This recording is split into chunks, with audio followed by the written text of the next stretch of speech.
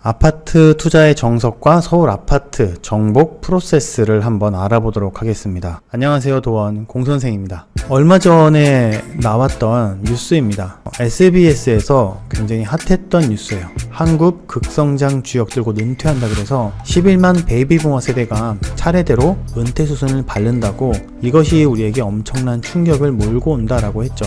여러 가지 이유가 많았지만 정작 가장 우리에게 두려운 거는 바로 이겁니다. 은퇴 후 생활해 보니까 월 330만원도 턱도 없더라는 거죠. 이 영상이 굉장히 인기가 많았어요. 이분은 화학연구원이었습니다. 현역 시절에. 현재 75세이고 화학연구원이었지만 현재는 이제 구직 중이라는 거죠. 이분은 자녀는 고사하고 본인도 사실은 먹고 살기가 쉽지 않다라는 겁니다. 우리 보통 화학연구원 하면은 연봉이 낮은 편에 속하나요? 아니면 높은 편에 속하나요? 네, 맞아요. 높은 편에 속합니다. 그럼에도 불구하고 왜 이분이 구직을 하게 됐을까? 구직을 하게 된 분들은 과연 이분밖에 없을까? 실제로 이 영상을 보면은 꽤 긴 영상인데 좀 가슴이 먹먹합니다. 20분짜리 영상인데, 야, 이게 남의 얘기가 아니구나, 나한테 진짜 닥쳐올 수도 있겠다 라는 거를 여러분들이 실감하게 되실 겁니다. 만약에 지금 이 자리에서 난 지금부터 좀 준비를 해야 되겠는데 하고 생각하시는 분들은 오늘 영상을 정말 잘 보고 계신 거예요. 자, 여러분들은 어때요? 70세 이후부터 지금 이대로 계속 살면 월 330만원이 자동으로 들어오나요? 아니면 지금 이미 이런 월 330만원이 자동으로 들어오게끔 되어 있나요? 보통 제가 오래전부터 중계를 많이 해봤지만 제가 강남에서부터 강원도까지 가봤거든요. 2010년부터 중계를 했는데 나이가 많으신 분들이 마지막으로 찾아오시는 곳이 대부분 다 결국은 오래된 지하 혹은 정말 오래된 신축이 아닌 오래된 고시원, 이런 곳으로 가시는 거를 많이 봤습니다. 70세 이후부터 이 잘 사시는 분과 못 사시는 분이 완전히 나눠져요. 그래서 그분들은 10년 전에 혹은 20년 전에 보통 좀 사는 것을 아끼면 된다라고 생각하셨다고 합니다. 내가 지금 조금 아끼면 그럼 나중에 연금 타고 한 300만원 정도로 살 수 있지 않을까? 라고 생각했다는 거죠. 근데 막상 사실은 나이가 들면 들수록 들어가는 돈이 더 많다라는 거에 굉장히 충격적인 영상들이었습니다. 자, 아무리 공부해도 아파트로 돈을 벌 수 없는 이유에 대해서 오늘 한번 얘기를 해보려고 하는데요. 조금 아끼면 내가 그래도 살 수 있지 않을까 하고 생각하실 수 있습니다. 실제로 제가 그런 분들을 중개해보니까 반지하 아니면은 고시원이었다라는 거죠. 저는 오늘 이 영상을 보시는 분들이 마지막에 70세부터 내가 죽을 때까지 보는 하늘이 이런 하늘이 아니었으면 좋겠습니다. 여러분들 솔직하게 한번 오늘 딱 1시간만 내 인생이 바뀌어질 수 있다고 생각하고 제 얘기에 한번 귀를 잘 한번 기울여 주세요. 자, 나는 어떤 사람인가요? 나는. 우리가 객관적으로 나를 보는 게 어렵다 그러잖아요. 1번 일과 2번의 일이 있습니다. 1번 일은요, 하루에 8시간 하는, 우리 보통 직장인이나 여러분들 중에 직장인이 있다면 똑같아요. 하루에 8시간씩 이상 일을 하시는 거고요. 10년 뒤에는 수입이 한 2억 정도 된다고 할 수 있습니다. 근데 2억이 어느 정도 됐을 때 2억이냐? 한 달에 200만원씩 저축했을 때, 한 달에 200만원씩 저축을 하면 2억 정도를 모을 수 있습니다. 그리고 70세 이후부터는 어떠냐면은 그때부터는 아까처럼 고시원이나 반지하처럼 좀 삶의 여유가 없어요. 생활비 뿐만 아니라 관리비 내는 것도 사실 좀 쉽지 않습니다. 왜냐면 병원비 들어가는 돈도 많고 그때부터는 수익이 전혀 없기 때문에 하루하루 정말 내가 뭘 먹어야 될지도 고민하시는 분도 꽤 많았어요. 갈 데도 없고 다른 노인분들과 어울리기도 사실은 쉽지 않은 거죠. 그 돈이 무시 못 하거든요. 그러다 보니까 과거를 후회하시는 분들이 많았고 내일이 늘 불안해 하시는 분들이 많았습니다. 그러니까 그런 분들이 이제 많이 하셨던 얘기가 늙으면 죽어야지 이런 얘기를 하시는 거예요. 반면 2번 일은 하루에 2시간 정도 하는 일입니다. 10년 뒤에 수입이 10억 정도 혹은 그 이상도 될 수가 있어요. 그래서 70세부터는 여유가 있고 내가 손주들한테 정말 마음만 먹으면 우리 손주 생일 빨리 왔으면 좋겠다 하고 사이클이라든지 혹은 손주들이 원하는 장난감을 사줄 수 있고, 과거는 참 힘들었죠. 하지만 그렇게 10만보 20만보 매일매일 2시간씩 일했던 게 정말 그 한여름에 임장을 2만보씩 4만보씩 6만보씩 그런 가는 것들이 멋진 과거가 되는 거죠. 그래서 매일매일이 70세 이후부터는 참 멋있다, 감사하다, 이런 하루가 될 겁니다. 여러분들은 1번 일과 2번 일 중에 어떤 일을 하고 싶으세요? 당연히 2번 일이지만 알지만 이거를 우리가 선택하지 못하죠. 실제로 어떤지에 대해서는 여러분들이 잘 알고 있을 거라고 생각이 들어요. 그래서 오늘은 저는 여러분들에게 2번 일을 추천드리려고 합니다. 지금 내가 어떻게 살고 있는지 한번 그냥 마음속으로만 한번 이야기 한번 해보세요. 나는 어떻게 살고 있고 앞으로 어떻게 살고 싶은지. 혹시 오늘도 일하면서 살고 있는 게 아닌가요? 만약에 투자를 여러분들이 선택하신다면 저는 이 투자 중에서 또 구분을 할 수가 있습니다. 이 비투자랑요. 비투자와 투자 어떤 차이냐면은 비투자자들은 내일 진짜 한번 공부해야 되겠다. 공부 좀 알아봐야 되겠다. 그러다가 6개월이 지나면 상승하게 되면 그때 그거 샀어야 되네. 그거 살라 그랬는데. 내가 알고 있었는데. 이렇게 말을 하죠. 근데 하락하면은 다행이다. 아직 기회가 있구나. 너무 다행이다. 다른 사람 아파트가 내리면 그렇지. 이렇게 얘기하죠. 근데 수년이 지나면은 상승했을 때는 이제 상승했으니까 공부 좀 빨리 해서 하나 사야 되겠다 이렇게 생각을 하시고, 하락을 하면 이제 하락했으니까 살 준비해야지, 공부해야지, 이렇게 하는 것들을 계속 반복하는 패러다임을 겪게 됩니다. 반면 투자하시는 분들은 이게 달라요. 지금 당장 리스트를 정리해 둡니다. 제가 끝에 정리하는 방법 알려드릴 텐데요. 지금 당장 리스트를 정리하고 상승하면은 기분이 좋죠. 5천 올랐네. 그리고 하락하면은 내가 이런 거를 잘 못했구나. 옆에랑 비교해보니까 내가 이번에는 이런 실수를 했네 하고 배우게 됩니다. 그리고 수년 뒤에는 결국 상승할 때 수익을 내서 팔고, 하락할 때는 사서 다시 수익을 보는, 상승과 하락에 둘 다 수익을 보게 되는 사람이 되는 겁니다. 그러니까 물론 우리가 이 전체적인 경제, 앞으로 부동산이 오르냐 내리냐 이것도 정말 겁나죠. 궁금하고 걱정되죠. 근데 오르던 내리던 둘 다 수익을 볼 수 있는 방법이 있다라는 겁니다. 여러분들 혹시 궁금하시다면 끝까지 한번 봐주세요. 6개월 후에 여러분들은 과연 이 영상을 보고 변해 있을까요? 여러분들 6개월 전의 모습이 지금 모습과 다른지 한번 생각해 보세요. 만약에 다르다면 나는 발전하고 있는 거고, 아니다라면은 지금부터라도 발전을 꼭 하셨으면 좋겠습니다. 혹시 여러분들이 공부만 계속하고 있는 건 아닌지, 공부만 계속하는데 정리가 안 돼. 그러니까 아파트 리스트가 정리가 안 되는 거예요. 아니면은 그냥 흘러간 공부가 되던지, 그때 내가 저거 얼마였더라? 저 옆에 뭐가 얼마였더라? 저기 동네 전체가 얼마였었지? 전세가 얼마였더라? 그 전에 봤던 아파트들이랑 좀 헷갈리게 되는 거죠. 그래서 공부했던 자료를 보면 싸다는 것을 알고 계약을 할 수 있어야 됩니다. 그게 아니면 계속 선택은 못하고 리스크 체크만 계속하게 되는 과정을 되풀이하게 돼요. 아까 비투자자처럼요.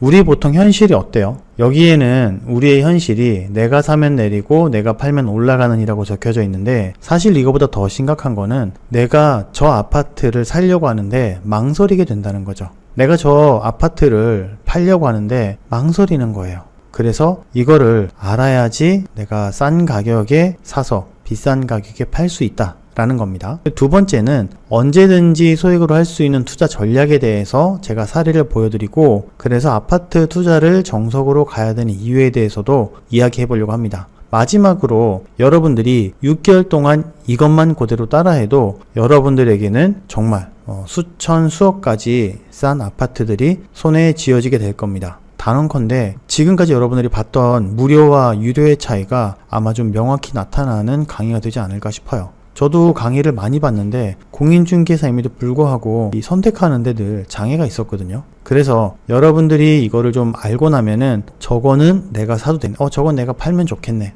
지금 이렇게 가면 좋겠네, 저 가격은 싼 거네, 저 가격은 비싼 거네, 이런 것들을 판단할 수 있게 될 겁니다. 그래서 오늘은 가치 투자 그리고 소액 투자에 대해서 한번 이야기해 보려고 합니다. 내가 가치 투자를 지금 보고 있는 건지 소액 투자를 보고 있는 건지 구분을 해야 돼요. 물론 돈이 많으신 분은 가치 투자를 해도 되죠. 이미 비싼 거를 더 비싼 가격에 주고 살 수도 있다라는 겁니다. 그래서 버티면 돼요. 자, 대치동 아파트 8억이었을 때가 있었습니다. 그죠? 8억이었을 때가 있었는데 16억이 됐다가 24억이 됐어요. 버티면 무조건 되는 건데 없는 사람들은 어떻게 사요? 이렇게 소액 투자를 해서 수도권 지방을 밟아 올라오면서 전국적으로 서울로 갈 수 있는 방법이 있다라는 거죠. 내가 당장 돈이 없는데 서울 좋은 거 알지, 어떻게 사냐라는 겁니다. 그래서 오늘 소액 투자를 어떻게 해야지 되는 거고, 그렇게 해서 나중에 어떻게 서울로 이어갈 수 있는지에 대해서 그 비법을 제가 알려드리도록 하겠습니다. 자, 사람마다 좀 기준이 다르긴 해요. 사람마다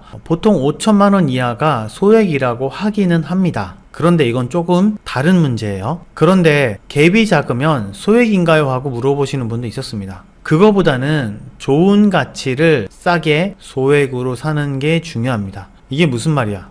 조금 헷갈릴 수도 있는데 제가 하는 얘기를 계속 듣다 보면은 이해가 되실 거예요. 자, 투자금을 어느 정도로 보통 알아보면 되죠? 그거는 여러분이 가진 종잣돈입니다. 1000이든 2000이든 3000이든 여러분들이 가진 종잣돈으로 하는 거예요. 작아도 하는 방법이 있긴 있습니다. 하지만 제가 지금 제시하는 방법을 잘 듣고 나서 얘기하셔야 됩니다. 자, 투자라는 보통 행위가 우리가 알고 있는 게 소액으로 투자하는 것이지 소액으로만 해야 되는 건 아니에요. 이게 말장난 같지만 소액으로 투자를 하긴 하는데 꼭 소액으로만 해야 되는 건 아니다. 내가 1억이 있는데 꼭 5천짜리를 사야 되는 건 아니다라는 거죠. 내가 1억이 있는데 5천짜리를 꼭 2개 사야지만 하는 것은 아니에요. 그러면은 뭐야? 5천만 원짜리로 2개 사는 게 아니면 1억, 그럼 1억짜리를 하나 그냥 사는 게 똘똘한 한 채가 답이라는 거냐? 그 얘기가 아니라는 겁니다. 그러니까 내 돈이 일단은 통장에서 쉬는 게 아니라 내 돈이 나 대신 일하게 만드는 거.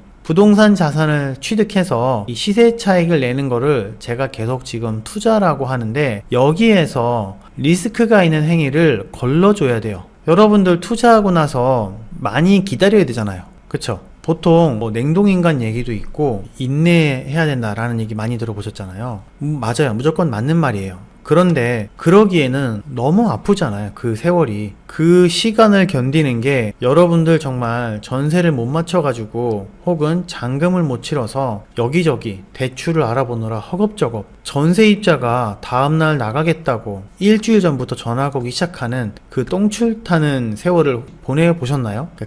그거를 굳이 하지 않으셨으면 하는 거죠. 왜 굳이 그렇게 투자를 극적으로 이렇게 힘들게 하는 것보다는 저는 좀 더 리스크를 좀 더 가려가면서 할 수 있다. 그러면 리스크도 좀 더 적으니까 정신적인 스트레스도 좀 덜하고 버는 차익도 좀 더 커질 수 있다라는 거죠. 그래서 이렇게 팔리지 않거나 전세가가 오르지 않는 그런 아파트는 좀 걸러야 된다라고 이야기하고 있는 겁니다. 우리가 많이 하는 이제 고민들이 있어요.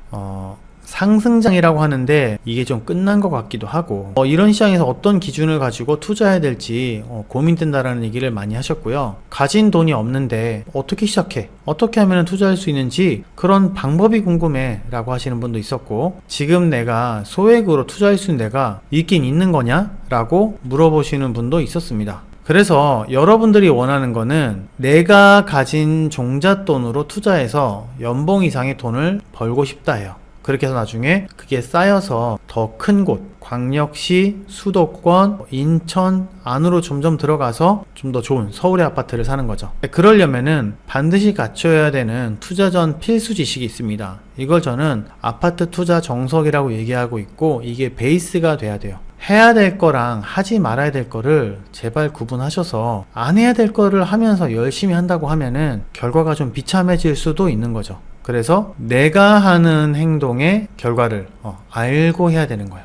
내가 이런 행동을 하면 어떤 결과가 올까가 아니라 이렇게 하면 이렇게 되면 어떡해? 저렇게 하면 저렇게 되지 않을까? 이런 게 아니라 이 정도 되면 이 안으로는 들어오고 이 정도 되면은 이 안에서 내가 해결할 수 있고, 이런 것들을 이야기하는 겁니다. 연봉 이상의 돈을 벌기 위해서는 상승과 하락, 이 두 시장에서 모두 내가 그 기회를 잡아내는 거예요. 하락에서도 잡아내고 상승에서도 잡아내는 겁니다. 그래서 기회를 잡고 수익을 내기 위해서는 지방 수도권을 공부해야 된다 라는 거고요. 나한테 맞는 투자처를 찾아내고 결정하고 그런 행동을 지속한 다음에 소액으로 투자처 결정한 것을 비교해서 발굴하고 투자하는 것, 이게 내가 알아야 될 것과 행동해야 될 것들입니다. 서울의 투자 프로세스와 지방의 프로세스가 틀려요. 그래서 지방과 투자를 사실은 모두 다 알아야 됩니다. 하루에 2시간씩 하면 무조건 알 수 있어요. 자, 투자를 못하는 사람과 잘하는 사람의 차이를 보면요. 못하는 사람은 03년도부터 07년도나 8년도까지 수도권 상승장이 있었습니다.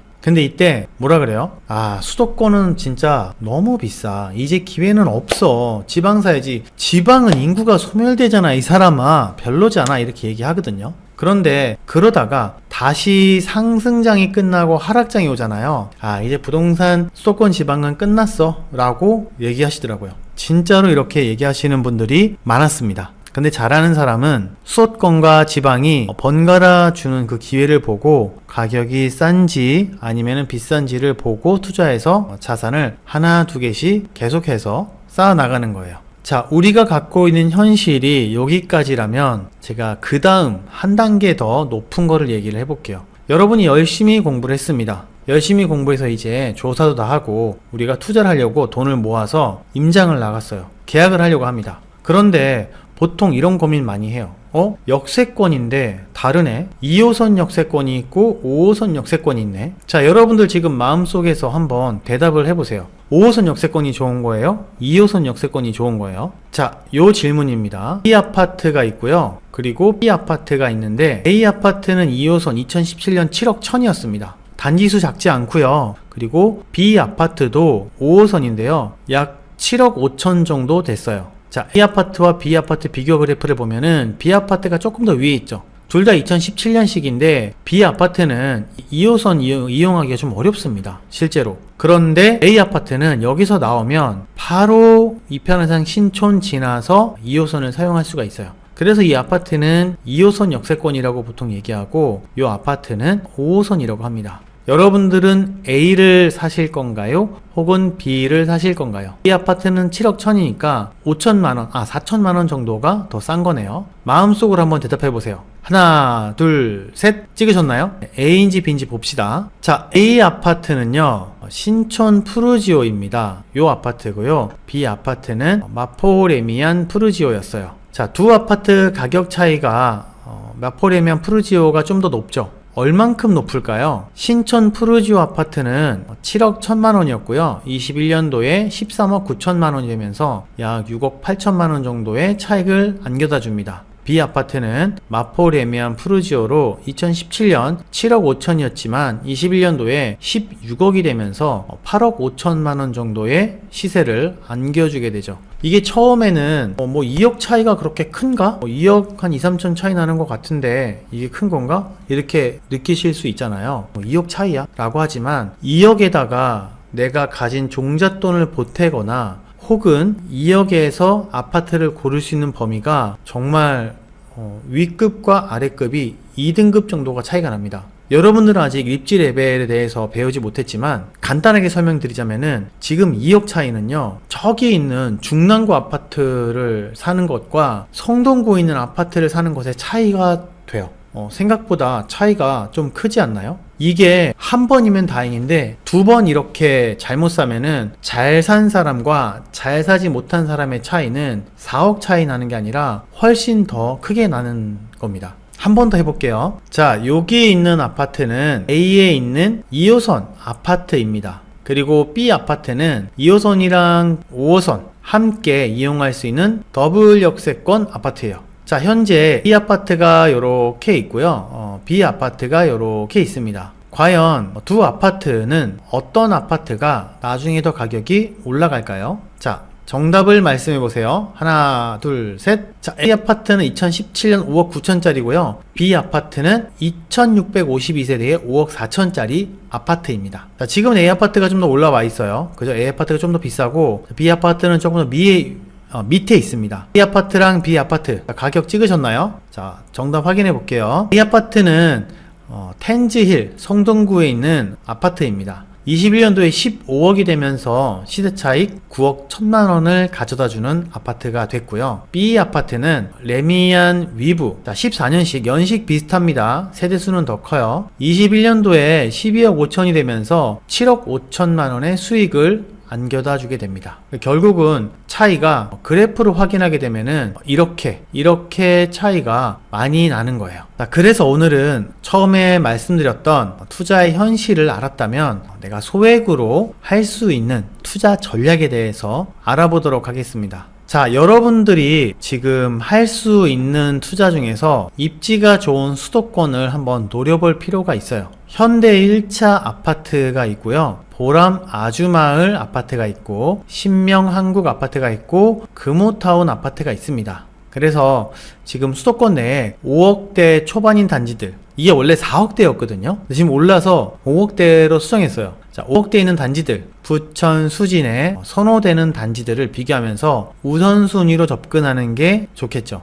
그리고 수도권 내에서는 3억에서 한 4억 정도 되는 단지들, 2억대 후반이나 한 3억대로 접근 가능한 가격대의 이 가격을 확인해서, 전세가를 확인해서 내가 소액을 투자할 수 있는지를 알아보는 겁니다. 투자금보다는 중요한 거는 입지를 먼저 보고 선택해야 돼요. 자, 처음에는 보람 마을 아주 아파트예요. 자, 여기 부천 시청역이 있고요. 여기 중동역이 있습니다. 둘 다 이제 7호선입니다. 7호선인데 지금 이제 그래프를 보면은 가격 올라간 걸 한번 보세요. 6억대까지 올라갔다가 다시 5억대까지 빠졌다가 다시 4억대 중반까지 빠졌다가 다시 5억대까지 올라왔습니다. 자, 여기 위치 한번 보시라고 제가 지도를 이렇게 찾아서 넣어놨습니다. 두 번째는 신명 한국 아파트예요. 신명 한국 아파트. 자, 여기가 어디냐면은 이제 수원에 있는 겁니다.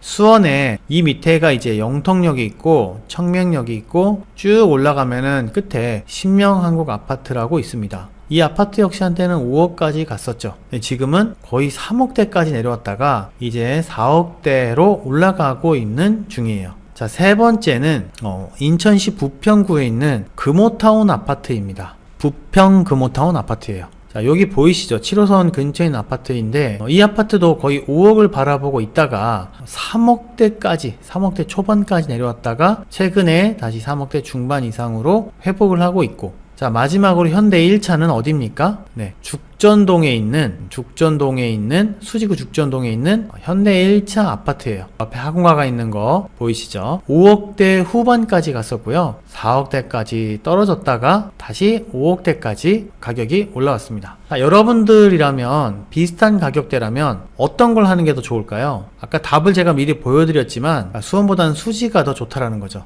자, 여기가 수지가 이쪽에 있고요. 수원이 밑에 있습니다. 수지 한성이라는 아파트가 있어요. 95년식이고 774세대고 24평짜리인데 2017년 당시에 3억 1천만원 정도 했습니다. 전세가가 2억 7천만원 정도 했죠. 그리고 아까 얘기했던 이제 영통에 있는 신명한국은 같은 연식 그리고 비슷한 세대수 952세대에 24평인데 매매가가 2억 5천에 전세가가 2억 2천, 약 한 3천만원 정도 있으면 살 수 있었어요. 얘는 3천만원, 얘는 4천만원이면 살 수가 있었죠. 자, 여러분들이라면 이걸 보고 어떤 아파트를 선택했을 것 같아요? 근데 중요한 건 대부분 사람들이 이 아파트랑 이 아파트조차 비교하지 않는다라는 겁니다. 이 안에서만 살라고요. 이 안에서도 사기가 쉽지 않거든요. 이 한 구 정리하는 것 자체가 너무 힘들어요. 근데 이렇게 비교해보고 여러분 같으면은 어떤 아파트를 살지, 어떤 게 더 돈이 될지를 고민을 해보셨으면 좋겠습니다. 자, 21년도에는요 수지한성은 8억 2천까지 올라갔고요, 신명한국은 4억 8천까지 올라갔습니다.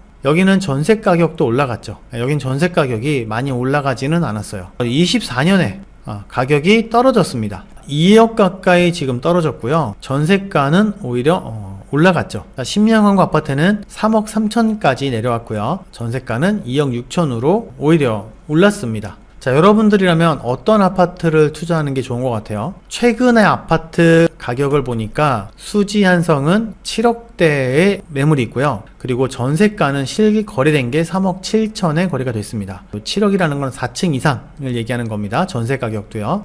자, 여기는 신명한국 아파트는 3억 7천만 원에 올라와 있고요, 전세가는 2억 6천입니다. 자, 여기에서 나 같으면은 어떤 아파트를 사는 게 좋을까요?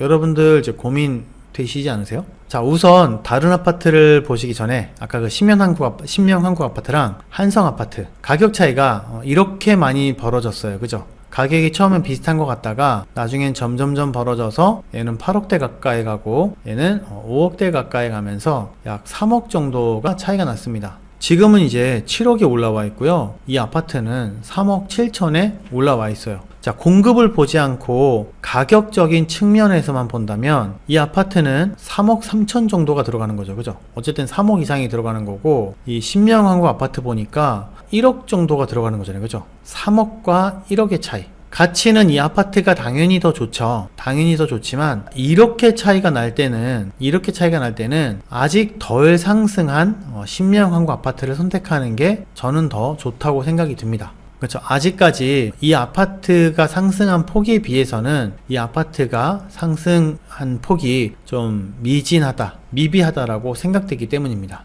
근데 그게 아니라 나는 돈이 있어서 난 한 3억 정도가 있고 이거는 내가 돈은 있지만 나는 이 가치가 더 좋은 것 같아 라고 생각하신다면은 이 아파트를 사는 게 좋은 거죠. 다만 내가 지금 돈이 좀 부족하다면, 그리고 내가 이 갭 차이를 만약에 하락했을 때 내가 버는 돈이 한 3, 4천 정도를 준비를 해놔야 되는데 내가 그 정도 모을 돈이 여기는 안 돼. 여기는 한 20% 준비하려고 그러면은 전세가 20%나 매매가 10%. 매매가 10%면 7천만 원 준비해야 되는 거잖아요. 그죠? 전세가면은 비슷하죠. 그죠? 7, 8천 정도 준비를 해야 되는데 그 정도 내가 도저히 모을 방법이 없어. 그럴 때는 얘를 사는 게 더 나은 거죠. 물론 얘가 더 좋은 걸 알지만. 무슨 얘기인지 이해가시죠? 자, 그 다음에는 부천과 부평에 있는 아파트입니다. 부천과 부평에 있는 아파트. 보란마을 아파트 아까 보셨죠? 자, 95년식에 1000세대가 넘는 24평형이고, 자, 여기에 있습니다. 여기에 있습니다. 여기에 있고, 자, 여기 노란색으로 되어 있는 곳이 부평 금호타운입니다. 부평과 경기도 부천인 거죠. 인천과 경기도의 대결인 거예요. 자, 부평 금호타운은 98년식으로 2539세대.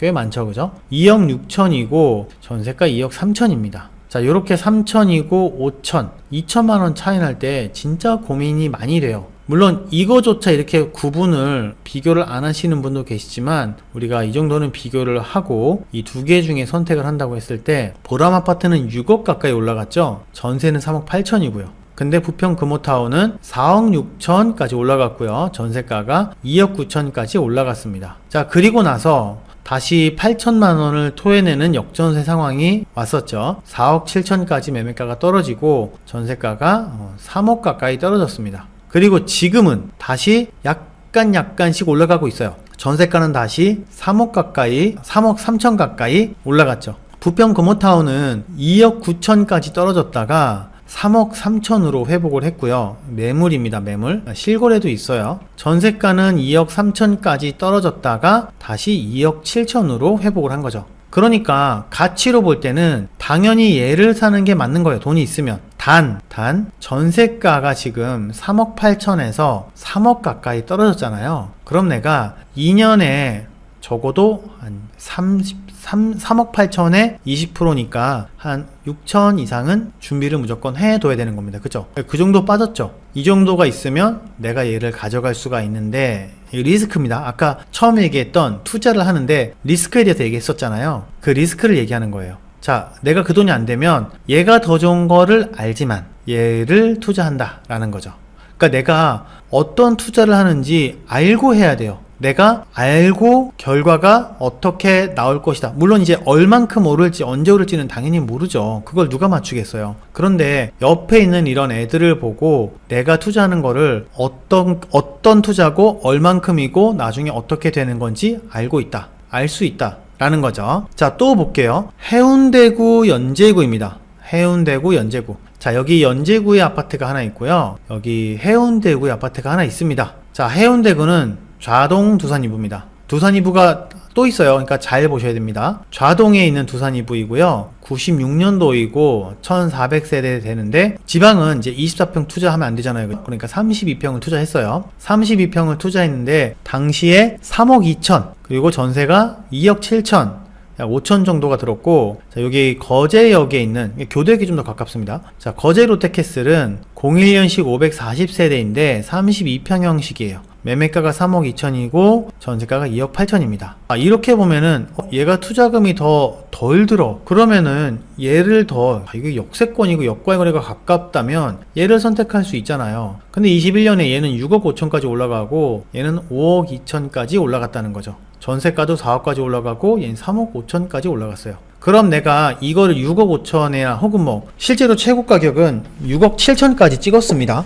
그런데 6억 5천이라고 해도 내가 이 돈을 빼서 이거랑 해도 1억 넘게 차이 나잖아요. 그러면은 내가 모은 돈이랑 투자할 수 있는 대상지가 완전히 달라지는 겁니다. 24년도 되니까 4억 8천5백까지 빠졌고요. 여기는 3억 9천까지 빠졌습니다. 전세가는 2억 8천까지 빠졌고요. 여기는 2억 7천까지 빠졌어요. 많이 빠졌죠, 그죠? 네. 그리고 현재 매물 가격, 현재는 4억 8천에 실거래가 돼 있고요. 그리고 전세 가격은 2억 7천에 실거래가 돼 있습니다. 전세가는 지금 오히려 더 하향했죠. 물론 이제 높게 거래된 것도 있습니다. 2억 8천에 이렇게 거래된 것도 있는데 이 정도 선이다. 전세가는 지금 움직이지 않고 있다. 거제롯데캐슬은 3억 9천에서 4억 천으로 먼저 살짝 반등했습니다. 전세 가격은 거의 움직이지 않고 있어요. 자, 현재 상황은 이렇습니다. 자동 두산이브랑 거제 롯데캐슬 요거 두 개를 보면은 롯데캐슬이 투자금은 더 적게 들었는데 21년도에는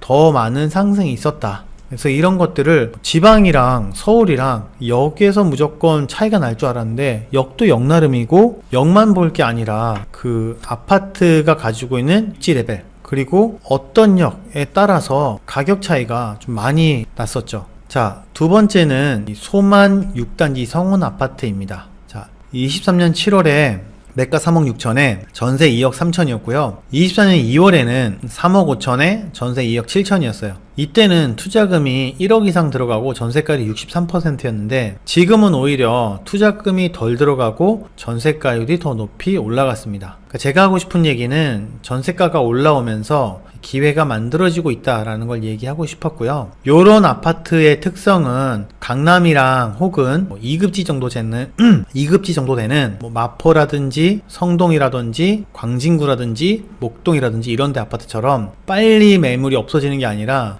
매물이 조금 더 남아있다. 그래서 우리에게 투자할 여유를 주고 있는 성향이 있습니다. 자, 지도에서 보면 소만 8단지도 여기 있고요. 그리고 여기 성원 6단지, 무원 두산 6단지 이런 아파트들도 있는데 요 주변의 가격대가 지금 이렇게 형성돼 있어요. 그래서 만약에 내가 소만 8단지를 본다고 해도 소만 8단지랑 무원 6단지 중에서 여기서 더 가까운 애는 무원 6단지죠. 그래서 소만 8단지랑 비교해 볼 때 지금 무원 6단지 가격이 더 싼가요? 비싼가요?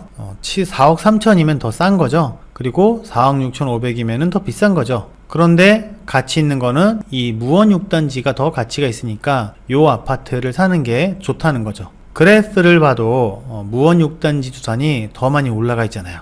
그죠? 그래서 그런 걸 알려면 우리가 공부할 때마다 교통 좋다 나쁘다 이런 거를 강남에서 거리를 재야 돼 아니면은 여의도에서 재야 돼 강화문에서 재야 돼 이런 것들을 고민을 많이 하시고 역과 가는데 막 나쁜 것들이 보여. 안마시소들이 보이고 아니면 언덕이 너무 있고 강남이랑 가까운데 언덕이 있어. 여기는 강남이랑은 좀 먼데 평평하게 신축 대단지야. 그랬을 때 뭘 선택하냐는 거죠. 당연히 언덕 안마시소가 있어도 강남역이랑 훨씬 가까운 것이 더 좋다는 겁니다. 물론 비슷비슷하다면 당연히 환경이 좋은 것이 더 좋겠죠. 그래서 이 세 가지는 다 공부를 해 두셔야 되는 겁니다. 교통은 이렇게 정리를 해두시고 교육은 무원중학교는 88%, 지도중은 87%, 행신중은 86%가 되네. 그러면은 내가 중개사 분들에게 물건을 보러 갔을 때 사장님 여기 학군 좋아요 그럼 뭐라 그러겠어요? 좋다 그러죠. 당연히 88%가 넘어가는데 그런데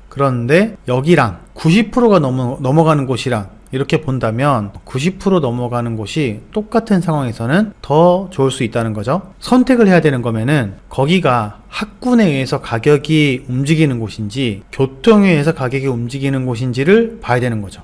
교통에 대해서 가격이 움직이는 곳이면 역세권에 가까울수록 가격이 높아지는 거고요. 교육에 대한 가격이 높게 형성되는 곳은 역보다는 역에 막 안마시설소나 유해상권 있는 것보다는 더 뒤쪽에, 역이랑 멀어도 가격이 더 비싼 곳, 연식이 비슷한데 역에서 먼 아파트가 더 비싸, 이런 거면은 교육이나 환경을 더 중요하게 생각해서 거기에 가치를 두고 가격을 매기는 지역이다, 이렇게 생각하시면 됩니다. 그래서 상권은 롯데마트, 이마트가 있고 환경은 계획도시고 노후됐다, 이렇게 해서 정리를 한 동네마다 정리를 해 두셔야 되는 게 정말 기본이다 라는 거죠. 자, 그렇게 해서 내가 이 지도에다가 최소한 이렇게 햇빛마을은 얼마고 주공 20 얼마고 뜨란치 얼마고 이렇게 표시를 해 두고, 내가 중학교 어떻게 되고 GTX-A가 뭐 예정돼 있고 GTX-F가 있고 행신역, 경력 있고 이런 것들을 표시를 해서 이 지역에 대한 시세랑 교육이랑 상권이랑 환경을 내가 이렇게 정리를 해두면 다음에 또 네이버를 찾아서 할 필요가 없이 이거 한 장만으로도 두 개를 보니까 비슷한 환경에서 여기 23단지도 있고 20단지도 있는데 23단지의 가격은 어때요? 지금 5구가 3억 4천이고 여기 위쪽에 20단지를 보니까 여기는 3억 1,500으로 돼 있죠. 그런데 여기 과거 그래프를 보니까 23단지가 20단지보다 높아요, 낮아요? 23단지가 20단지보다 높죠? 그런데 높아야 될 23단지가 지금 20단지랑 약 한 2,500만원 정도 차이가 난다면 여러분들은 어떤 거를 선택하시겠습니까? 요 정도 차이에서는 가치가 더 좋은 23단지를 사는 게 낫겠죠. 제가 그리고 여러분들에게 꼭 말씀드리고 싶은 거는 이렇게 경기 수도 광역시를 같이 보시면서 투자를 해서 서울에 있는 아파트까지 올라오는데 절대 하면 안 되는 행동을 이야기하고 싶어요. 아까 리스크가 있었잖아요. 기억나세요? 투자, 비투자에서 그 다음 장이 투자자가 되는 건데, 투자하는 거는 내 돈을 통장에 쉬게 하는 게 아니라 튀어나오게 해서 일하게 만드는 건데, 그럴 때 정말 하면 안 되는 게 이렇게 오래 걸리는 교통적인 요건이 거의 뭐 업무지구랑은 좀 불가능한 지역, 이 파주 이런 데 있잖아요. 이런 데는 물론 사람이 살긴 살겠죠. 그런데 가격도 올라가긴 올라가는데 차이가 이렇게 작다고, 여기 보면 높은 거 빼고는 이거 지금 2억이 매가고 2억이 전세가잖아요. 뭐 한 1, 2천이면 살 수 있잖아요. 근데 이런 거는 황금성이 없으니까 하지 말라고 말리고 싶습니다. 수요가 있지 않은 것. 여기 왕복 4시간씩 걸려요. 그러니까 이런 곳보다는 좀 더 수요가 많은 곳을 하셔야 된다, 하지 말아라 라고 설명을 드리는 겁니다. 그래서 투자를 하기 위해서 이제 6개월 동안 내가 뭘 하면 좋을지에 대해서 간단하게 설명을 해드릴게요. 우선 처음이라면, 아니면 요거를 잘 모른다면, 지금 이게 서울부터 경기까지 평당 시세를 제가 쭉 나열해 놓은 겁니다. 순서대로. 여기 서초구가 평당가가 7천만원이고 강남이 7천만원이고 용산이 5천이고 그 다음 바로 뭐가 있습니까? 과천이죠. 과천이 5천대예요. 5천대. 그리고 나서 이제 송파, 성동, 양천, 광진, 마포, 그다음 뭐가 있나요? 네, 분당이 있죠. 분당이 강동구보다 비슷하거나 높습니다. 그러니까 분당이 강동, 영등포만큼의 가격을 가지고 있는 거예요. 근데 이제 분당이랑 수정이랑 똑같나요? 네, 수정은 이 밑에 있죠. 네, 수정구는 이 서대문, 강서, 동대 이런 4급지랑 비슷한 겁니다. 4급지. 은평은 어때요? 네, 은평은 하남보다도 가격이 조금 비슷하거나 못한 그런 가격이죠. 그죠? 이런 것들을 알고 투자해야 된다. 여기서 이렇게 나열을 해 두신 다음에 못한 건 알지만 여기서 뭘 사야 되냐. 처음에는 매전차의 금액이 좀 나는 곳, 다시 말해서 전세가율이 60% 미만인 지역은 빼고, 지금 좋은 지역들은 이미 올라서 가격 차이가 많이 나잖아요. 그래서 매전차의 금액이 크고 전세가율이 60% 넘어가는 지역은 제외를 시키고, 그리고 경기도에서 입지가 떨어지는 외곽 이런 데는 아예 안 하라는 말은 못하겠지만 우선순위에서는 제발 좀 제외를 시켜라. 남양주, 시흥, 김포, 의정부, 처인고, 파주, 평택, 오산, 동두천, 안산까지는 좀 제외를 하시고 하셨으면 좋겠다. 빼고 전세가율 65% 이상인 지역 중에서 3개를 선정하는 겁니다. 이 중에서 전세가율 65% 정도 되는데 보이죠, 그죠? 이거를 제가 오늘 여기 후기를 써주시는 분, 좋다라고 저를 칭찬해 주시는 분, 강의가 좋았다라고 해주시는 분에게는 요거를 전세 엑셀 파일, 전세 매매 이렇게 써놓은 정리한 엑셀 파일을 보너스로 드리겠습니다. 그래서 여기서 내가 물론 지금 시대가 좀 다르니까 한번 다시 조사해보면 더 좋겠죠. 그럼 이게 24평과 34평이 자동으로 정리가 되겠죠. 그 중에서 전세가율이 60%가 넘어가는 지역 중에 3개를 골라보는 거죠. 자, 그리고 나서 어떻게 조사하면 될까요? 자, 첫 번째는 일자리를 우리가 알아야 됩니다. 많은 거를 하려고 하지 말고 제발 이 6개 안에서 먼저 고르세요. 이 안에서 충분히 싸고 비싸고가 결정이 납니다. 경기도가 서울보다 훨씬 크잖아요. 경기도의 일자리가 500만인데요. 서울의 일자리도 500만 정도가 됩니다. 이 면적에 비해서 종사자 수가 엄청 많은 거죠. 인천은 100만이거든요. 그런데 이 500만 중에서 강남에 36만이 있어요. 서초에 36만이 있고 강남에 66만이 있고 송파에 25만이 있습니다. 강남의 근처에 강남 3구에 거의 130만 대는 일자리가 있는 거예요. 서울의 대부분의 일자리는 다 여기 강남에 있습니다. 그리고 나서 중구 40만, 영등포 40만 이렇게 돼 있어요. 그러니까 어디에 지하철이 잘 놓이는 곳을 구해야 되는 거죠. 구해야 되냐인 거죠. 그러니까 강남을 최우선으로 보고 그 다음에 영등포나 중구, 다시 말해서 광화문역 이렇게 보는 거예요. 그게 우선 베이스. 그 베이스를 깔고 나서 그리고 나서 아까 제가 2호선, 5호선 했었잖아요. 그 두 개를 구분하는 겁니다. 자, 그렇게 해서 일자리를 여기는 뭐가 있다라는 거를 내가 정리를 해둬야 돼요. 현대모비스나 GS 이런 데 보니까 연봉이 한 1억 6천 정도 되고 이렇게 되는 사람들이 있고, 현대모비스는 1271명이 있는데 평균 연봉이 6천만 원이 넘어가네? 이렇게 어느 정도는 이제 적어놔야 되는 거죠.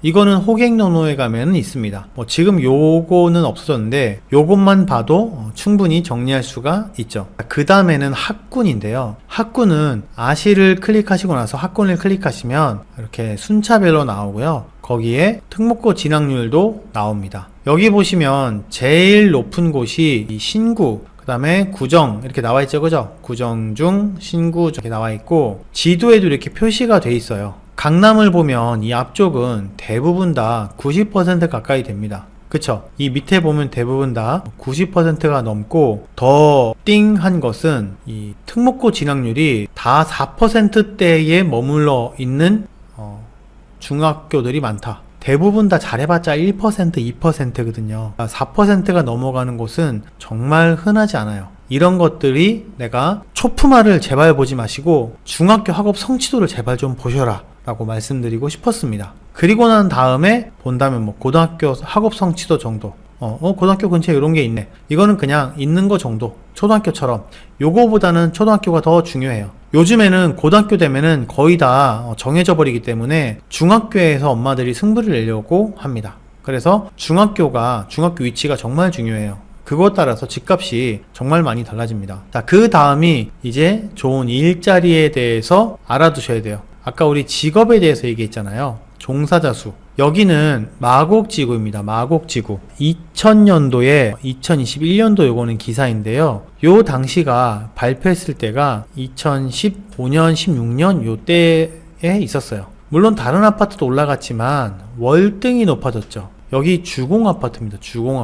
주공아파트인데 2015, 16대 이 연도 때에 2억대에 머무르던 아파트가 6억이 넘어가는 상황이 생겼죠. 이게 바로 마곡에 산업단지가 들어오면서 일자리가 생겼기 때문입니다. 자, 좋은 일자리에 대한 영향이 어느 정도로 크냐면, 우리 아까 강남에 가까울수록 비싸다 그랬잖아요. 그쵸? 강남이 밑에 있는데, 자, 여기 양평동이 강남이랑 가까워요? 아니면은 마곡동이 가까워요? 당연히 양평동이 가깝잖아요. 그쵸? 근데 이때 보면은 마곡까지만 해도 1185만원이었고 양평동 1322만원으로 요 당시에 2011년도에는 양평동이 더 비쌌어요. 그런데 시간이 지나고 일자리가 들어오고 나서는 어때요? 마곡동은 4천만원대가 넘어갔죠. 4,394만원이고 양평동은 3,600만원대입니다. 여기가 여기보다 급지가 더 센 거죠. 이거는 지방도 마찬가지입니다. 22년 5월 8일에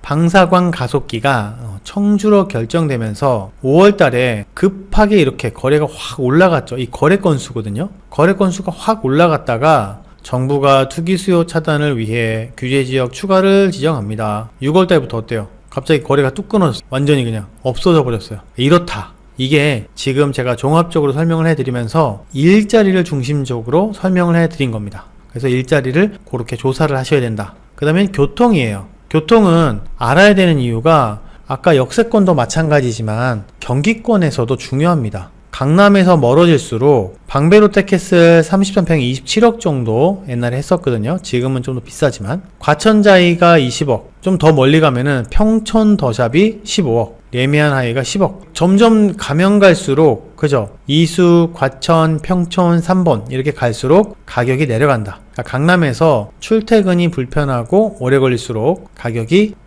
빠진다. 이게 교통적인 역할입니다. 아까 얘기했던 학군인데요. 학군을 조사할 때는 아까 아실에서 이렇게 보고 정리를 하시는데 여기에서 진학률과 학업 성취도가 있으니까 요 두 개를 나눠서 써주시는 게 더 좋습니다. 4대 학군이라 그래서 보통 중계분당, 강남, 목동 이렇게 보통 얘기하는데 지금은 뭐가 추가되냐면은 광진구가 추가가 됐어요. 광장동에 있는 광남중학교가 거의 뭐 신의 한 수를 지금 달려가고 있습니다. 특목고 진학률이 어마무시한 학군이 되어가고 있죠. 그래서 여기도 학군지로서 가격에 영향을 미치는 곳이 된 거죠. 학군지로서 가격에 영향을 미치는 곳이 되면은 이런 상황이 발생할 수가 있습니다. 예전에 목동과 노원은 비싼 베드타운 지역이었어요. 목동이랑 노원이 3천만원대랑 4천만원대였어요. 성남은 4,227만원대였죠. 지금은 더 비싸졌죠. 근데 여기서 중요한 거는 이 가운데에 있는 애들 있잖아요.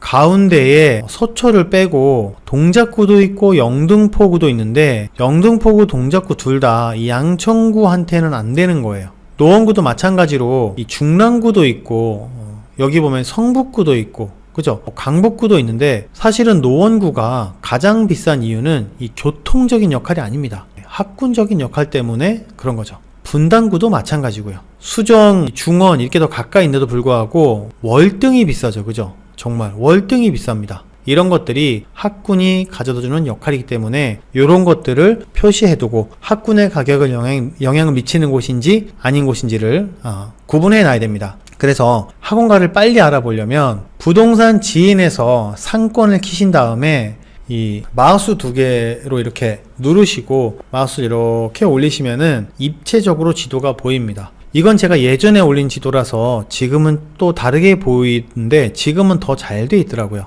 지인에 가서 필터를 누르고 학원 전체를 누르고 그 다음에 고정화면을 한 다음에 좀 줄이면은 이렇게 보입니다. 그래서 학군이 좋은 곳은 이렇게 계속 연장합니다. 왜 수능이 안 좋아졌다 그러잖아요. 수능이 안 좋아지면은 어떻게 돼요? 전세가 가격이 높아집니다. 왜? 1년 더 있어야 되니까. 근데 전세는 어떻게 1년이 되나요? 그죠? 2년씩 가잖아요. 전세 매물이 없다. 물론 1년 할 수도 있지만 대부분 이제 2년씩 계약을 하십니다. 그러면은 전세 가격에 따라서 같이 대가도 움직이는 경향이 나오기도 하는 거죠. 그래서 혹시 여러분들이 학군 지역에 간다면 1, 2월 혹은 7, 8월에 전세 맞추기가 좋다라는 거랑 도로 하나를 두고 가격 차이가 많이 난다. 그래서 59보다는 84가 좋다. 요거는 그냥 하나의 작은 팁입니다. 진짜로 학원가가 그렇게 비싼가, 학원가가 진짜 비싼가를 보니까 자, 역보다 학원이다 라는 지역이 있습니다. 여기 보니까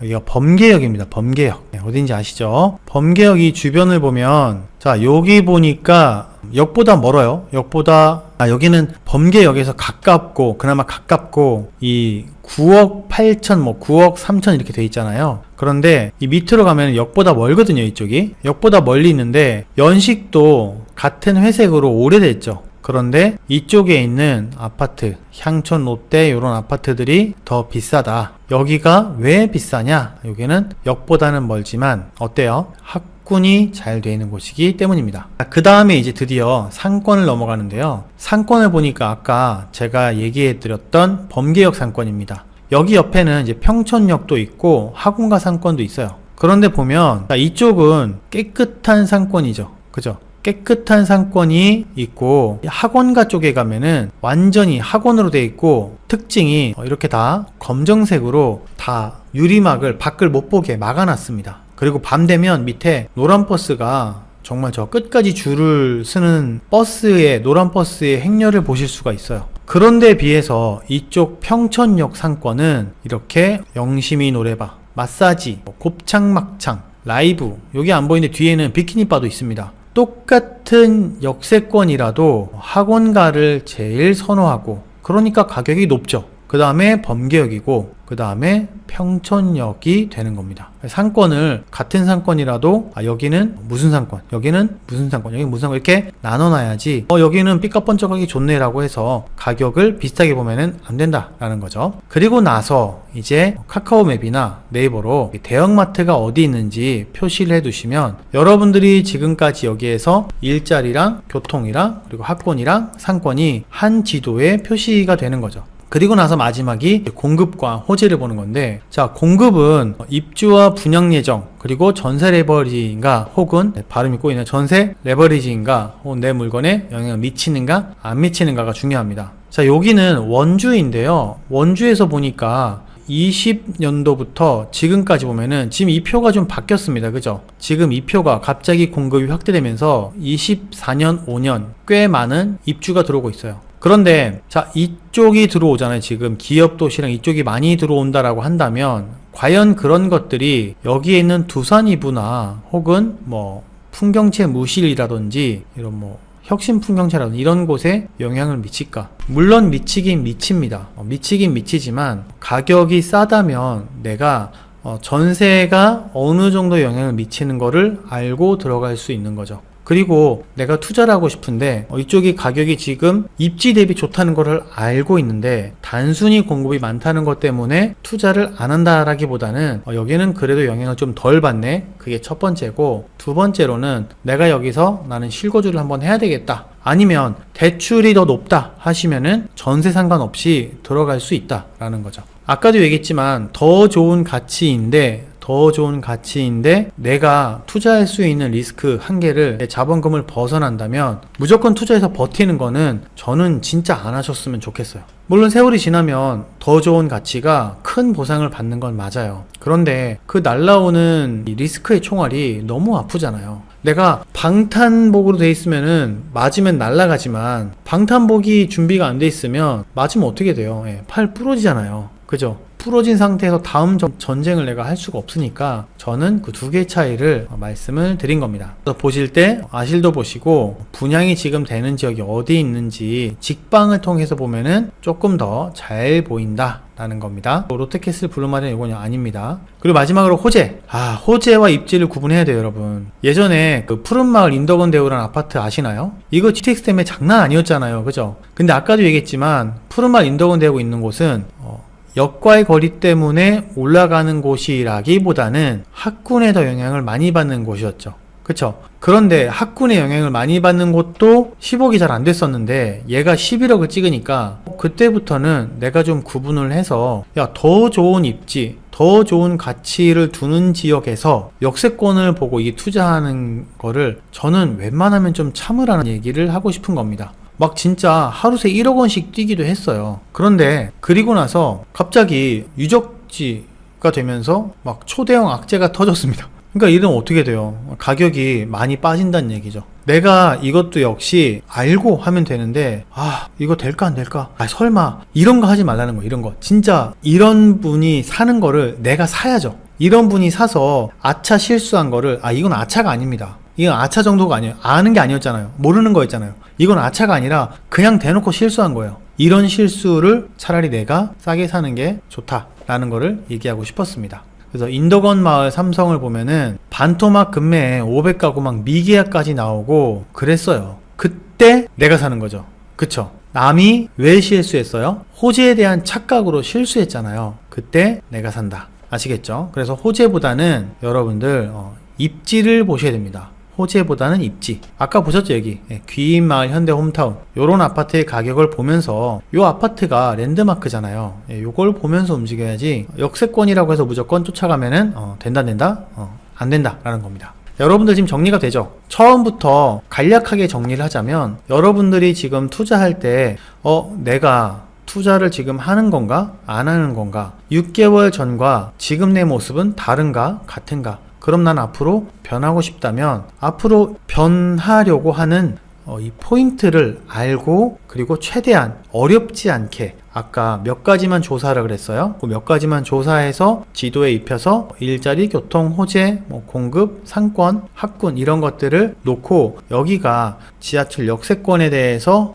점수를 많이 주는 곳인지 아니면 이 환경에 대해서 점수를 많이 주는 곳인지를 구분해서 그거를 가치가 뭐죠? 거기서 가격을 쳐주는 사람들이 좋아하는 요소잖아요. 그거를 중점으로 해서 내가 지도에다가 기입해서 이거를 어떻게 한다? 리스트를 작성한다. 이게 여러분이 할 일입니다. 그래서 제가 여러분들이 할 수 있게 간단하게 표를 만들었어요. 왜냐면 전 친절하니까. 자, 그래서 강의 종료한 다음엔요, 자, 여러분들이 첫째 주에는 반드시 이 배운 것을 정리해야 돼요. 지금 제가 보여드린 거, 이렇게 하는 거구나 깨닫고 적용을 해보는 겁니다. 틀리던 맞던 간에 해보고 나서 이건 이렇고 저건 저렇고 이건 나랑 안 맞고 이런 것들을 알고 그 다음에 투자에 임하시는 게 좋아요. 그리고 우리가 생각보다 많이 실수하는 게 연저축액입니다. 목표 설정을 잘못하는 경우가 있어요. 아까 가치가 더 좋은 거를 알았죠? 아는데 내 가용자금이랑 안 맞으면은 해도 돼요? 안 됩니다. 사고 나서 진짜 뼈저리게 후회합니다. 야, 이거 사고 나서 더 후회해요. 얘가 좋은 건 알겠는데 얘를 내가 보내줘야 하네. 막 울고 밤에 저한테 전화 와서 전세 안 맞춰지는데 어떻게 해야 되냐고 막 대출 알아보시고, 되면 다행이지만 그 과정이 정말 너무 스트레스 받아요. 진짜 제발 하지 마세요. 정말 제발 안 했으면 좋겠어요. 제가 알려드리잖아요. 그러니까 기왕이면은 조금 덜 먹더라도 안전한 길을 선택하셔야 됩니다. 그렇게 해서 내 목표액, 그 다음에 가용자금이 확인됐다면 앞으로 더 아끼던지 이렇게 설정하시면 되시겠죠. 그죠? 그리고 나서 지금 소액으로 투자할 수 있는 지역을 조사를 하는 거예요. 아까 지역 말씀드렸죠. 어떻게 조사하는지. 전세가를 말씀드렸죠. 매매 차이가 큰 거를 하라 그랬나요? 네, 아니죠. 매매 차익이 작고 매전 차이가 작고 전세가율이 높은 거부터 내가 봐야 된다고 했죠. 제가 파주에 있는 아파트 역세권이니까 투자하라고 했죠. 네, 방금 고개를 끄덕하신 분은 제 강의를 잘못 듣고 계신 겁니다. 안 된다 그랬죠. 그런 지역, 2시간 걸리는 지역 웬만하면은 제외시키라고 했습니다. 그 지역을 빼고 매매가 이렇게 동 하나씩 정리하는 거예요. 아까 지도 그려서 하나씩 정리해서 매매가에다가 지하철 입혀서 전세가도 적고 거기에 연식이랑 세대수도 적으면 어때요? 연식, 세대수, 지하철 지도에서 위치가 한 번에 보이면 같은 연식 대비 더 좋은 애가 뭔지 한 방에 보이잖아요. 그죠? 그렇게 정리를 해서 그 다음 주에는 전세가도 한번 정리를 해보는 겁니다. 잘하시는 분 이거 한 번에 하시면 되고요. 난 더 잘할 자신 있어 하시면 다다음 주 우리 직하 6기에서 하는 스터디를 하시면 됩니다. 스터디라기보다는 거의 PT입니다. PT. 정말 해보시면은 내 의지와는 상관없이 끝나고 나면은 내 손에 싼 매물들이 손에 쥐어지게 되는 그런 현상을 겪게 되실 거예요. 나는 나 혼자 잘할 자신이 없고 난 의지력이 약해 하시는 분들은 다음 PT로 들어오시면, 스터디로 들어오시면 아주 그냥 강행종군하게 됩니다.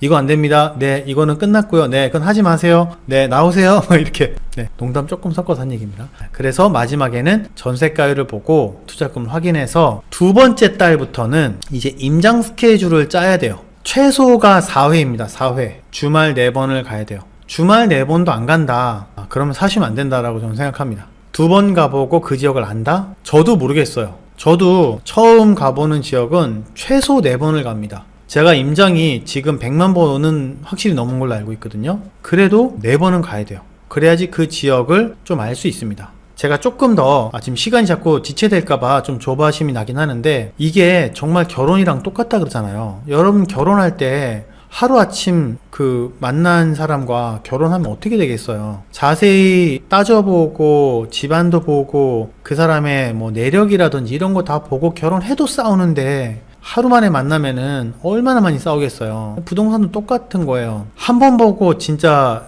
이 아파트를 산다는 거는 그 뒤에 어마무시한 후회가 뒤따라옵니다. 자, 여기까지만 얘기하고요. 잘 되면은 10회까지 늘려보시는 거를 추천드립니다. 많이 가면 갈수록 아파트 입지 차이가 정말 확연하게 보여요. 그래서 최소한 4번을 가시고 그리고 나서 그 내용을 반드시 정리해야 됩니다. 제가 얘기했어요. 반드시 정리해야 돼요. 여러분들 지금 이것도 아까 2가지 일이 있다고 했는데 첫 번째는 하루 8시간이고 두 번째는 하루 2시간이었잖아요. 이거 하는데 2시간 걸리거든요. 이렇게 하는데 이것도 안 하면은 안 돼요. 그래서 근데 여러분들 대부분 가면은 가서 좀 돌다가 힘들면 어디 가요? 커피숍 들어가서 커피 마시고 부동산 갔다가 끝나요. 심지어는 거기서 OPT기 뺏겨가지고 계약하는 사람도 있단 말이죠. 그러니까 진짜 이러면은 안 됩니다. 그래서 임장 가서 내가 했던 것들을 정리를 다 해야 돼요. 물론 커피숍 들어가서 정리하는 건 괜찮은데 시간을 정해놓고 커피숍에서는 30분 이상 앉아있으면 진짜 안 돼요. 웬 말입니까? 커피숍에서 30분이라뇨? 너무 빡세다 싶으면 어쩔 수 없지만 나 진짜 막 지금 막 스타벅스 이후로는 기억이 안 나. 뭐 그러기 상태 이러면 어쩔 수 없지만 임장을 좀 줄여야죠. 그러면은 어쩔 수 없이. 그런데 월 4회에서 2회로 줄여도 되는데 2회 보고 계약하는 건 안 된다라는 얘기입니다. 그래서 주변이 상권 분위기 어땠는지, 사람들 연령대는 어땠는지, 아파트 주변 분위기 어땠는지, 주변을 좀 정리해야 된다. 임장 가서. 정리 어떻게 해요? 주변 일자리 조사하고, 강남 여의도 강남은 얼만큼 걸리는지, 그리고 업무지구 접근성이 좋은지, 85% 이상이 중학교가 학업 성취도, 85% 이상의 학업 성취도를 가진 중학교들이 몇 개나 있는지, 이런 것들을 가서 눈으로 보고 온다. 그쵸? 상권이 얼만큼 높은지, 마사지가 있는지 없는지. 우리 애가 끝나고 나서 피곤하다고 옆에 있는 비키니바에 가서 술 한잔 마시고 밑에 있는 마사지 가서 마사지 받고 오면 안 되잖아요. 그러니까 그런 것들을 잘 확인해서 오시는 겁니다. 여긴 상권이 오래됐구나. 같은 상권인데 여기는 유예 상권, 같은 유예 상권이 여기는 구축, 여기는 신축, 이렇게 같은 신축 상권인데 좋은 상권인데 여기는 학원가, 이런 것들을 적어오면은 레벨이 따르륵 하고 나눠지잖아요. 그리고 나서 중학교도 보고 편의시설 뭐 얼마만큼 있는지, 뭐 마트는 얼만큼 먼지, 마트 환경은 좋은지, 뭐 대학병원은 뭔지, 이런 것들을 적어야 된다는 거죠. 이게 2번째 달부터 4번째 달까지 하시면 좋습니다. 자, 시세조사 하실 때는 아까 지도에 제가 보여드렸던 것처럼 단지명, 세대수, 구조, 연식까지 적으면 좋고요. 이게 조금 너무 어렵다 하시는 분은 단지명이랑 아파트 이름이랑 세대수랑 몇 년에 지은 연식까지는 꼭 적어야 돼요. 그래야지 나중에 지도에서 위아래 비교가 됩니다. 좌우로 이렇게 비교가 돼요. 주변의 아파트랑 비교가 됩니다. 그리고 나서 가격 정보를 매가, 전세가, 투자금까지는 안 적어도 매가, 전세가까지는 꼭 적어주세요. 그런 단지 조사할 때는 그 단지의 명, 세대수, 구조, 연식, 이때는 구조가 들어가요. 방 3개, 욕실 2개가 있고 20평 같은 경우에는 방 2개, 욕실 1개랑 방 3개, 욕실 1개를 내가 같은 금액대라 그래서 역세권에 있는 아파트를 투자하는 경우가 있거든요. 근데 그러면 안 되는 거죠. 그죠? 그리고 단지 내부에 동간거리가 어느 정도 되는지, 조경 상태가 좋은지, 관리가 잘 되는지, 이런 것들을 적어준단 말이죠. 주변에 편의시설 있는지, 역할거리, 오르막길, 혹은 뭐 내리막길, 좁다, 뭐 이런 것들을 내가 적어주면은 나중에 마지막으로 비교할 때 이런 것들이 도움이 돼요. 그리고 이렇게 정리해 놓으시면 나중에 이걸 꺼내 봤을 때 이랬지 라고 굳이 또 네이버 보고 뭐 국세청, 홈택스, 통계 서비스 이런 거 안 봐도 돼요. 그리고 균질성이 어땠는지 이런 것들을 단지 조사해서 적어 놓는다. 그리고 단지 리스트업은 해당 지역 안에서 가격이 싸면서 내 투자금으로 투자할 수 있는 곳 중에 좋다고 생각되는 곳을 10개를 정리를 해 놓는 겁니다. 없다면 1개라도 적는 게 더 중요하죠. 그렇게 해서 임장 스케줄을 첫째 주는 짜고 토요일 임장 가고, 그 다음에는 갔다 온 거 정리하고 이틀 동안, 그리고 일자리 교통, 학군 이런 것들에 대한 조사를 한 다음에 요거 2시간씩만 하면 충분합니다. 그리고 임장 한 번 더 가고, 셋째 주에는 똑같이 일자리 교통 이런 거 좀 조사를 한 다음에 그 다음에 시세 조사를 좀 잘해서 적어 놓고 임장을 다시 한번 가고, 그리고 나서 마지막 주엔 시세 조사랑 단지 조사를 정리를 해서 부동산 전화한 다음에 한번 매물을 한번 보는 겁니다. 그렇게 해서 넷째 달까지 해서 계속 임장 리스트들을 만들어 놓는 거예요. 매물임장, 여기부터 주말에 한 번씩 가셔도 되고 2번씩 가면 더 좋고요. 그렇게 투자하려는 단지를 선정해 놓고요. 그렇게 다 했으면 이렇게 매매가, 전세가, 투자금, 전세가율 방구조 이런 것들을 수지에는 어땠고 수원에는 어땠고 분당에는 어땠고 이런 것들을 갖다 와서 이렇게 정리를 해서 또 어때요? 비교가 잘 된다는 거죠. 자, 저는 여러분들이 지금 이렇게 한국의 급성장 주역들이 은퇴한다는 소식들에 대해서 우리는 혹시 이런 수순을 겪지 말아야 된다, 저는 그렇게 생각해요. 그래서 나중에 은퇴 후에 330만원 턱도 없는 것보다는 내가 정말 열심히 일했는데 나중에 나이가 들어서 더는 나를 받아줄 곳이 없을 때 나에게 용돈을 주는 곳이 제가 알려드렸던 부동산으로 되셨으면 좋겠습니다.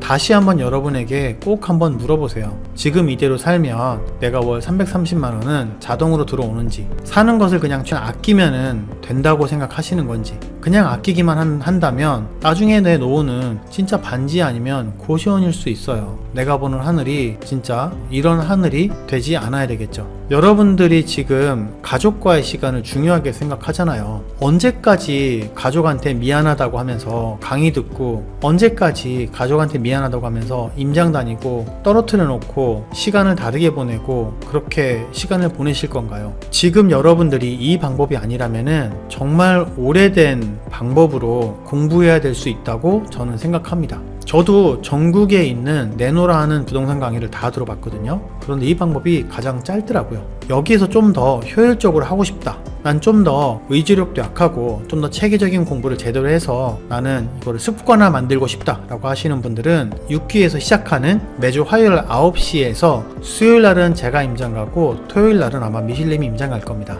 그 스터디 참여하시면 확실하게 체계적으로 더 좋은 매물을 뽑게 되실 거라고 저는 생각합니다. 오늘 강의가 한 분에게라도 인생의 전환점이 되는 강의가 되기를 바라면서 여기서 마치도록 하겠습니다. 밤늦은 시간까지 고생 많으셨습니다. 참, 혹시 미실님이 얘기해 주시는 곳에 후기를 남겨주시는 분에게는 아까 강의 자료 말고도 엑셀로 정리해 놓은 보너스 자료들이 있습니다. 그것들을 드리도록 할게요. 감사합니다. 도원 공선생이었습니다. 안녕. 부끄럽네.